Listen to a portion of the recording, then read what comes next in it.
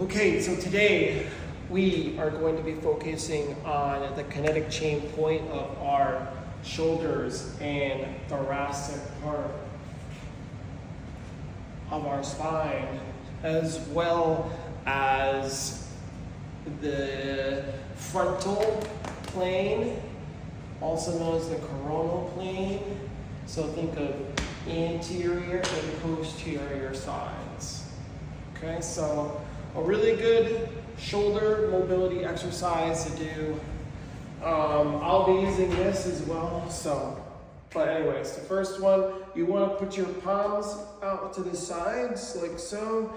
Put your feet hip width apart, and then having your palms supine, you're going to roll whatever shoulder, your right or your left, and rotate that over, and then you'll look at this open palm, and you want the back palm, right, to be facing the ceiling as well, still supine, just rotating that. And you want it to be flat, not like a duck, right? But if you do any tutting, like a dance, right, you want your hand to be flat. So someone can literally put a cup of water, okay? Then go side to side.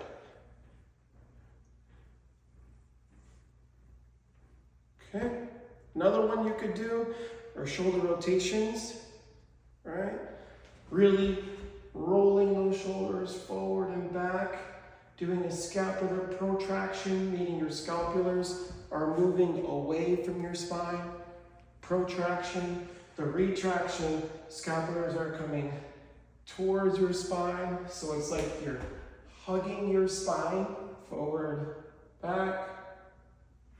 Another one, you can do up and down like a trap raise, and then what I like to do, I'll put my arms out, have them at 90 degrees for both sides.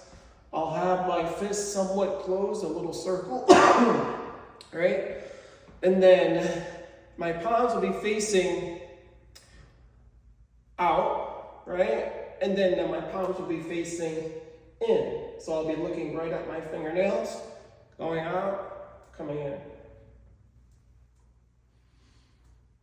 Then you can do scapular elevations and depressions by going all the way up, all the way down. Lining your ear with your bicep as you're doing the elevation and the depression. This is called a row pull. Now, if you don't have this, you can use a broomstick. You don't really want too much weight because, again, we're just doing a dynamic stretch, right? Put your feet, again, hip width apart. You're going to face forward. Your palms are going to be just outside of your shoulders, and you'll have a thumb under grip. Then you're going to step forward, bring your arms up overhead, in front of you, back down. In front, back down. So, be an adduction, adduction. Forward, back, back. And another way to know the difference between abduction or adduction, when your hands are moving away from you, I've always learned the difference of alien abductions, right? They're taking you away to their spaceship. So your hands are going up towards the spaceship.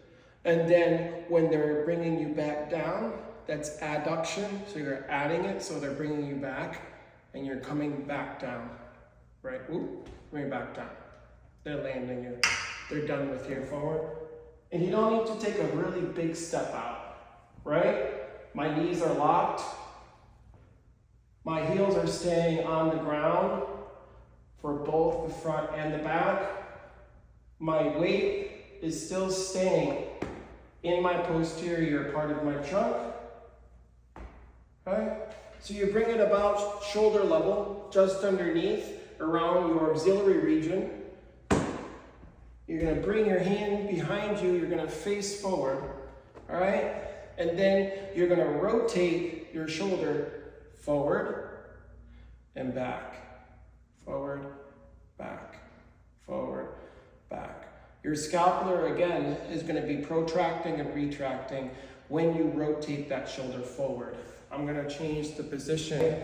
Still facing forward, elbow is locked, rotating forward, back, forward. So if you want to work both at the same time,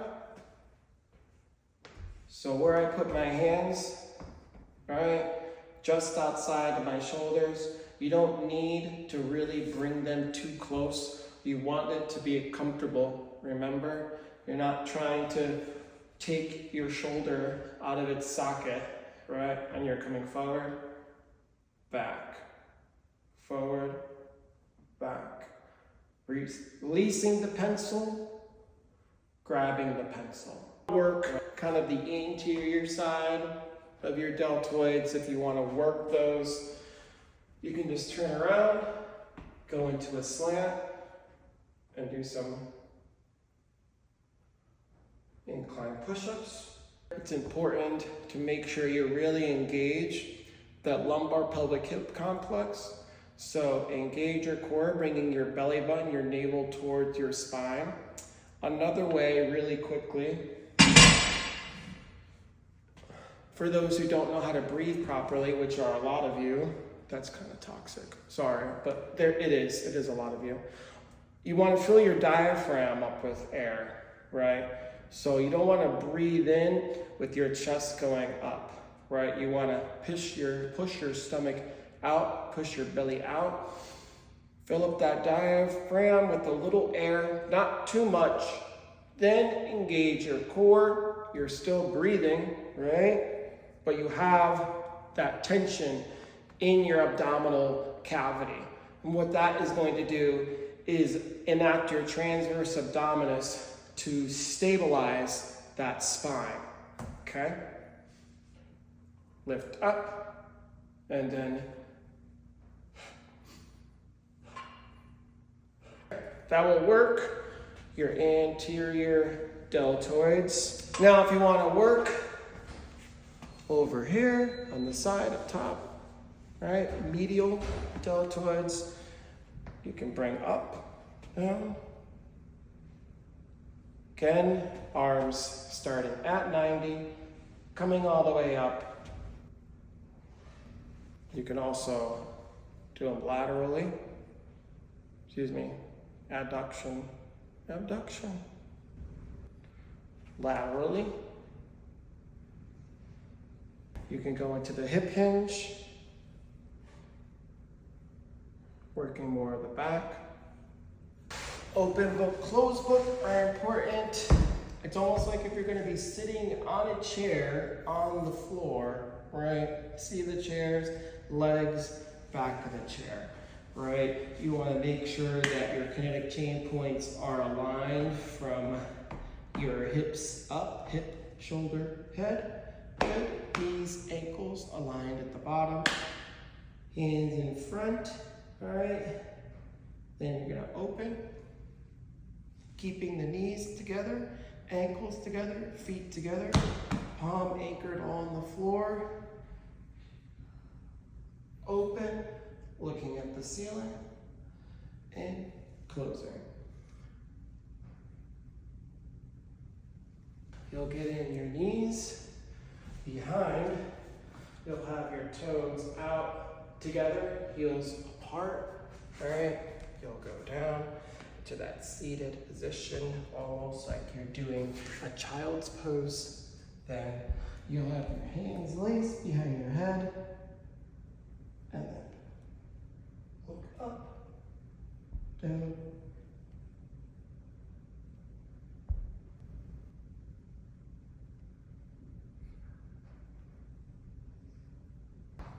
into a pike position, some skull crushers.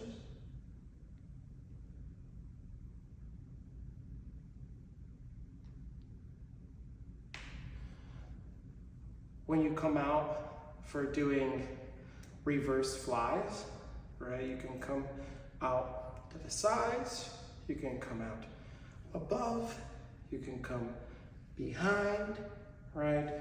Doing the scapular retractions, the protractions, doing the elevations and depressions, very important. Working both your anterior side and your posterior side. For all these dynamic stretches, you could do them between 1 to 4 times. If you can want to do your own body weight, you can. Then you can do between 3 to 4 sets. If you want to do it with weights, you can do 1 to 2.